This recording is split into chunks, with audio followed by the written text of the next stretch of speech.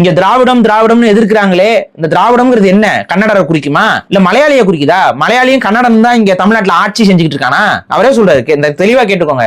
நீங்க எல்லாம் என்ன சொல்றீங்க? திராவிட இயக்கம்னா வந்துட்டு தெலுங்கர்கள், கன்னடர்கள், மலையாளிகள், துளுவர்கள், அதுக்கப்புறம் வந்து யாரெல்லாம் இருக்காங்களோ அவங்க எல்லாரும் சேர்த்துக்கிட்டு இருக்கிறது தாங்க திராவிடம்னு சொல்றோம். ஆனா இந்த நபர் சொல்றாரு, கன்னடரு மலையாளி எல்லாம் இங்க அமைச்சரா இருக்காங்களா?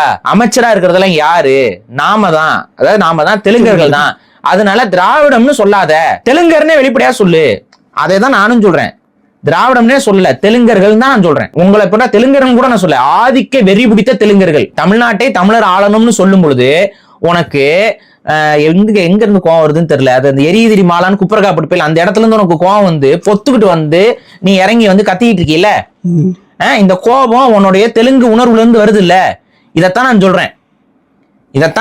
இந்த தெலுங்கு உணர்வு தான் எங்களுக்கு பிரச்சனை.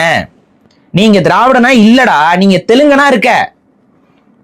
இங்க தெலுங்கர் ஆட்சி செய்யணும், தமிழ்நாட்டை தெலுங்கர் ஆட்சி செய்யணும், இதை நீ சொல்லிப்பாரு. இப்ப தமிழ்நாட்டை திராவிடர் ஆட்சி செய்யணும்னு சொல்லும் பொழுது குழப்பமா இருக்கா? நீ ஏன் சொல்ற? திராவிடர்னு நம்மளதான் சொல்றாங்க, தெலுங்கர்களை தான் சொல்றாங்க, வேற யாரையும் அமைச்சரா இல்ல. நான் என்ன சொல்றேன், இனிமேல் நீ என்ன சொல்லு, தமிழ்நாட்டை தெலுங்கர்கள் தான் ஆட்சி செய்யணும்னு பேசு. இதே மாதிரி ஒரு 10 மேடை பேட்டு பேசு. உனக்கு ஏதாவது இந்த நிதி பற்றாக்குறை ஏற்படுதான்னு சொல்லி நாங்களே காசு தரோம், போய் நீ போய் பேசு.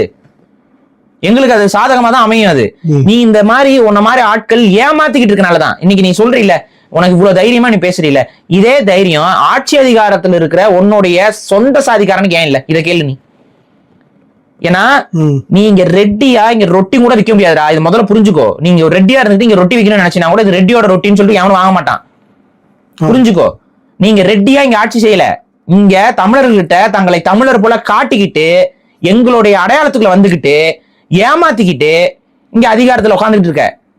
அதிகாரத்துல உட்கார்ந்து இருக்கக்கூடிய உன்னோட சமூக அமைச்சர்கள் எல்லாம் இருக்காங்கன்னு சொல்லி இல்ல, அந்த அமைச்சர்களை ஒருத்தரை சொல்லு, நான் ஒரு தெலுங்கன், தமிழ்நாட்டை ஆட்சி செய்து கொண்டிருக்கிறேன், தமிழ்நாட்டில் இவ்வளவு பெரிய அதிகாரத்தில் நான் இருக்கேன்னு சொல்லு.